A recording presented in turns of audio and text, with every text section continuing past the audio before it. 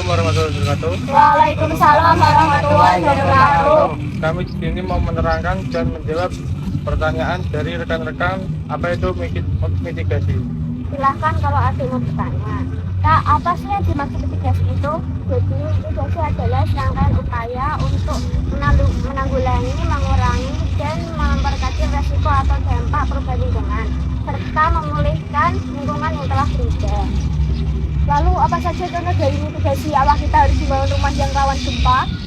Ya enggak, justru dari pengertiannya itu kita harus menanggulangi bukan memberi dampak. Nah betul, contohnya membuat peta wilayah rawan bencana dan membangun bangunan yang tahan gempa. Terus untuk penanganannya gimana Kak? Apakah kita harus mendirikan bangunan sesuai aturan yang baru? Ya betul, itu termasuk salah satu penanganannya. Yang kedua, kita mengikuti simulasi mitigasi bencana gempa. Yang terakhir, kita harus mengetahui jalur evakuasi. Pembahasan kali ini adalah biomagnifikasi. Kelihatannya kalian penasaran ya?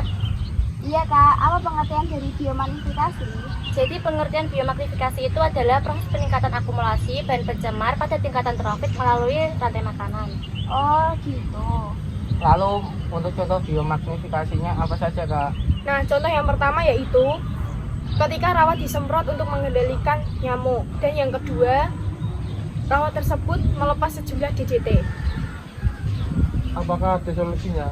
Pasti ada. Yang pertama, sedikit tidak ada beberapa penggunaan logam yang lebih berat. Yang kedua, pembersihan rutin di area terkontaminasi. Dan yang terakhir adalah institusi bahan yang beracun. Kali ini saya dan teman saya akan menjelaskan tentang suksesi. Suksesi dibagi menjadi dua. Yang pertama suksesi primer dan yang kedua suksesi sekunder. Kak, jadi apa yang dimaksud suksesi primer itu Kak? Suksesi primer adalah suksesi yang terjadi pada lahan atau wilayah yang mula-mula tidak bervegetasi tetapi mengalami gangguan berat hingga komunitas asal hilang secara total atau tidak ada kehidupan. Lalu untuk contoh suksesi primer itu apa? Contoh dari suksesi primer yaitu Gunung Krakatau yang telah meletus pada tahun 1883 melenyapkan seluruh populasi di pulau tersebut.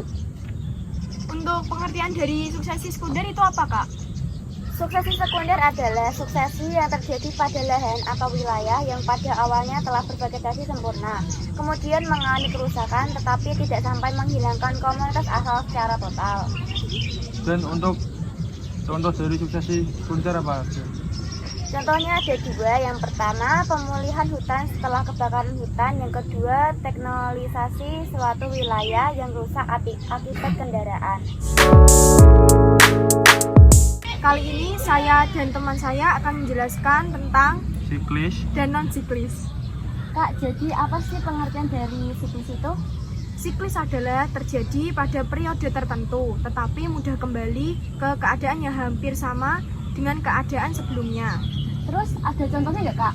Ada, yang pertama perubahan komunitas, sama musim kemarau dan musim penghujan. Apa pengertian dari non-siklus Kak? Non-siklus adalah perubahan komunitas yang terjadi secara drastis dengan kondisi komunitas cenderung perubahan secara permanen. Terus apa contohnya? Contoh dari non-siklus adalah punahnya dinosaurus 65 juta tahun yang lalu akibat letusan gunung berapi. Kalian tahu gak sih katanya tuh ada limbah yang mencemari lingkungan. Kira-kira itu limbah apa sih? Aku tahu, katanya sih limbah B3. Terus kalian pada tahu gak sih pengertian dari B3 itu? Aku tahu. Jadi pembahasan kali ini adalah B3.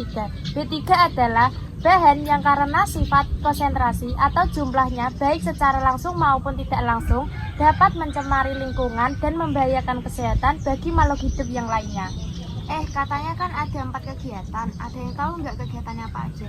Pastinya tahu karena tuh ada 4. Yang pertama, limbah B3 dari kegiatan industri, limbah dari kegiatan rumah sakit, limbah dari kegiatan rumah tangga, dan limbah pertanian.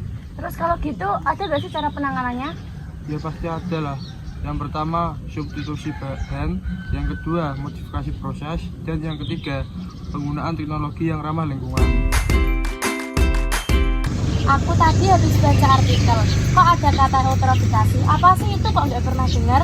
Kalau di biologi itu ada kata eutrofikasi. Terus apa itu? Jadi, eutrofikasi adalah kelebihan pupuk di lahan pertanian akan tercuci oleh hujan dan masuk ke dalam irigasi, sungai, dan danau, sehingga menyebabkan terjadinya peningkatan unsur hara dan disebut juga eutrofikasi. Lalu apa saja sih contohnya? Contohnya itu ada dua, yaitu penumpukan pupuk. Pupuk dapat tersapu oleh hujan dan akhirnya masuk ke perairan, danau, dan sungai. Terus ada penanganannya enggak? Pastinya ada, yaitu menggunakan pupuk organik, jangan membuang sampah ke sungai, dan menggunakan parasitoid.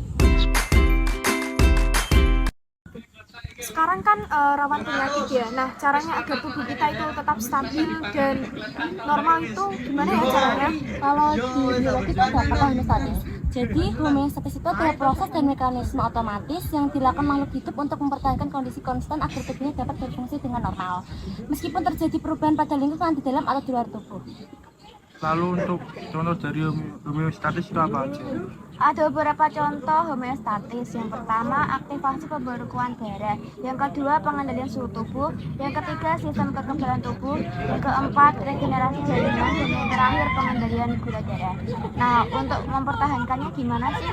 Nah, untuk mempertahankannya itu ada tiga. Yang pertama, mendeteksi perubahan lingkungan internal tubuh yang terjadi.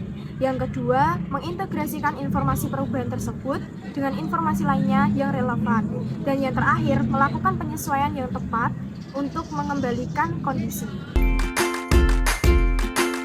Jadi kali ini kita akan membahas cara menghemat sumber daya. Yang pertama ada reuse yang akan dijelaskan oleh Kak Rina. Jadi, reuse adalah memanfaatkan kembali barang bekas tanpa harus memprosesnya terlebih dahulu. Misalnya menggunakan gelas air mineral bekas untuk tempat pembibitan tanaman. Yang kedua ada repair yang akan dijelaskan oleh Kak Sultan. Repair adalah memperbaiki yang kurang sesuai. Yang ketiga ada replacement yang akan dijelaskan oleh Kak Jihan. Replacement adalah mengganti dengan sesuatu yang lebih aman, misalnya menggunakan daun pisang sebagai membungkus makanan daripada menggunakan plastik.